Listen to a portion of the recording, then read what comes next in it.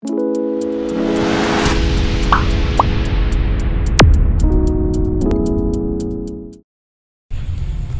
assalamualaikum warahmatullahi wabarakatuh. Salam hangat semua buat teman-teman, semoga sehat selalu ya.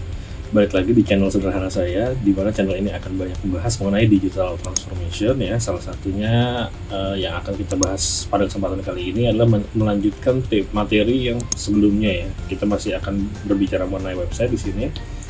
Di sini adalah part 3-nya, di mana saya akan coba sharing mengenai gimana cara pemilihan hostingnya. Jadi kalau di part sebelumnya kita bahas komponen-komponen penunjang untuk sebuah website ya, di mana komponen-komponen ini cukup penting. Nah, di part kali ini kita akan banyak membahas gimana cara mendaftarkan hosting, mencari domain yang masih tersedia di public domain ya, dan seputar-seputar itu. Oke,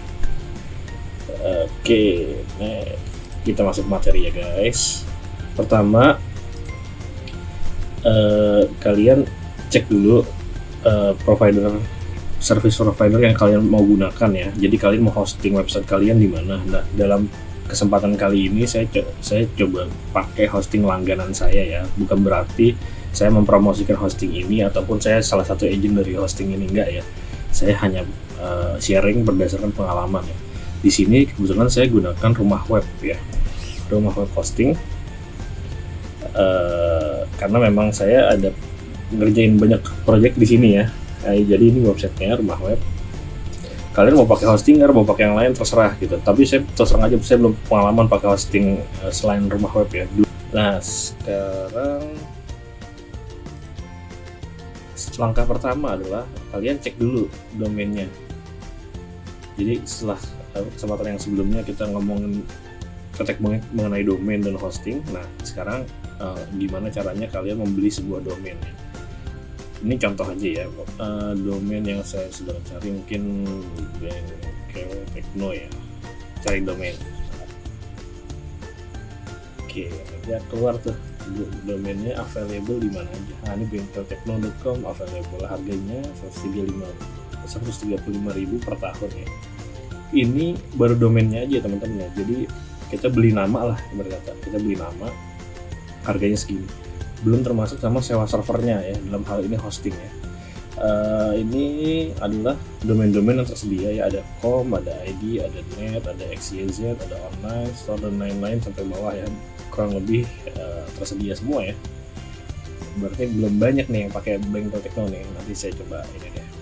Misalnya kalau teman-teman ada yang cocok nih, dari semua domain ini ada satu domain yang memang persyaratannya agak kompleks ya. Maksudnya kalau kalian pengen menggunakan ini nih, bengkeltekno.co.id, pastikan kalian sudah bergerak dalam CV atau PT ya, yang mana NIB atau ya gimana ya, surat keterangan perusahaan ya, surat keterangan pembentukan perusahaan kalian harus lampirkan jika ingin menggunakan domain yang ini nih, co.id, karena ini kan domain Indonesia punya ya. Dalam hal ini saya akan menjalankan kalau emang kalian tidak bergerak atas nama PT atau hanya bergerak sebagai freelancer website atau mungkin fotografer atau ya perumahan ya, kalian jangan ambil domain yang co.id ya. Selain mahal harganya 300.000 per tahun, dia juga persyaratannya agak kompleks ya. Kalian harus melampirkan NIB, lalu NPWP segala macam, NPWP perusahaan ya, bukan NPWP personal. Nah, ini sih perbedaannya. Oke, dalam hal ini untuk sebagai contoh kita ambil bengkeltekno.com aja. Privacy protection dan manage kontak ya. Ini berhubung harganya murah, saya rekomendasikan diaktifin aja ya. Oke, kebetulan di Rumah Web sedang ada promo nih 99.000 setahun. Iya, bisa juga sih. Jadi kurang ya, dari 135 jadi 99.000 doang setahun. Oke, kita beli deh. bengkeltekno.com ya. Nah, ini di Rumah Web ada paketnya ya, domain saja. Jadi kalau kalian sudah beli hostingnya, sudah sewa servernya, kalian tinggal butuh domain saja, maka paketnya ini. Nah, ini agak lucu nih. Jadi domain dan hosting tuh lebih murah ya, kayaknya memang dibanding begitu ya. Perbedaannya yang ini sama yang ini di hosting paket small sama hosting paket medium gitu. Mungkin lebih ke arah storage-nya ya. Nanti kalian bisa baca aja fitur-fiturnya di sini. Cuma untuk kali ini untuk sebagai contoh aja kita ambil yang ini ya, di sekarang. Oke, bengkeltekno.com. Oke, nah di sini ada pilih paket layanan ya. Jadi di sini kalau kalian drop down itu dibongkar,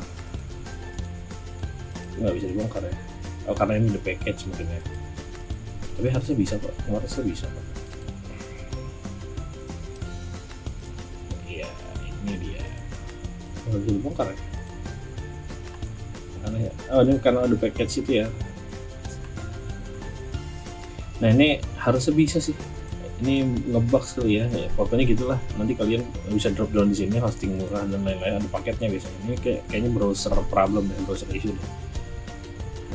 Nah di sini ada rekomendasi layanan tambahan ya, web accelerator 15.000 per bulan, cukup tinggi ya. Saran saya untuk website starter mungkin nggak perlu ya yang ini ya, web accelerator ini. Dia mungkin kalau traffic kalian udah mulai banyak, lalu loadingnya udah mulai lambat, nah mungkin kalian bisa tambahkan karena ini kan layanan tambahan ya sifatnya gitu. Lalu Titan jika membutuhkan email kapasitas besar ya, balik lagi ke bisnisnya teman-teman ya. Di sini kalau cuman emailan untuk bertukar informasi kecil dengan attachment yang wajar ya, 1 sampai 10 mega ya, saya rekomendasikan nggak usah dicentang karena ini ada pricingnya juga nih, 14.900. Dan lagi gini loh, jadi kalau membutuhkan email kapasitas besar tapi lawan kalian atau customer kalian emailnya segitu-segitu aja, maksudnya 10 mega juga atau 15 mega ya sekarang ya. Saya lupa deh kalau dari Gmail kapasitas emailnya berapa ya, kayaknya 15 deh kayaknya, naik ya. Nah lihat lawannya juga gitu, kalau emang banyak dipakai untuk eksternal ya saya rekomendasikan sih nggak usah dicentang ya, lumayan hemat 14.900 15.000 sebulan. Nah ini ada SitePro Website Builder ya. SitePro Website Builder ini sejauh yang saya sudah pernah pakai, dia kurang lebih kayak CMS juga, cuman ya menurut saya pribadi ya, ini opini personal ya, SitePro Website Builder ini ya kurang oke lah ya kalau di compare dengan WordPress ya. Kalau WordPress udah simple banget ya, SitePro Website Builder ini kayak mau coding hardcore cuma nanggung gitu, CMS nanggung gitu, masih banyak hardcore code-nya gitu. Mendingan sekalian aja dibantai ke hardcore atau dipakein CMS sekalian. Itu insight dari saya. Kurang lebihnya nanti ya kalau emang ada yang mau dibantah silahkan komen di bawah, kita sharing aja di sini. Tidak ada maksud apa-apa, cuman ini kan berdasarkan pengalaman pribadi aja. Gitu. Dan dia plannya tuh ada beda-beda ya. Nanti harganya pun beda ya. Basic 5 halaman, free 3 halaman, jadi kalian cuma bisa pakai buat 3 halaman. Nah ini yang penting ya, ini wajib nih SSL untuk keamanan dan peringkat di Google yang lebih baik supaya domain kalian tidak terdetek sebagai domain-domain yang unregistered ya atau ini. Nah ini fungsinya SSL, Secure Socket Layer, supaya pada saat Google crawling ke website kalian dan menemukan sertifikat standar ini, website kalian dideteksi sebagai website yang aman untuk dikunjungi ya gitu. Nah kalau udah silahkan di review kurang belanjaannya, kira-kira ini ya belanjaannya. Kalau udah di check out saja. Oke, untuk fase pembelian domain dan hosting kira-kira segitu dulu aja. Nanti fase berikutnya adalah kita asumsikan kita sudah di dalam domain dan hostingnya. Sampai jumpa di video berikutnya. Kurang lebihnya saya mohon maaf. Assalamualaikum warahmatullahi wabarakatuh. Bye guys. Oke, buat teman-teman yang mau tahu tips trik mengenai teknologi informasi atau project delivery lainnya atau seputar digital transformasi, dan sedikit saya akan singgung digital marketing juga, silahkan subscribe aja channel ini supaya kalian bisa tahu informasi-informasi terupdate yang kita bikin untuk di-sharing ke kalian gitu ya. Oke, kurang lebihnya saya mohon maaf. Assalamualaikum warahmatullahi wabarakatuh.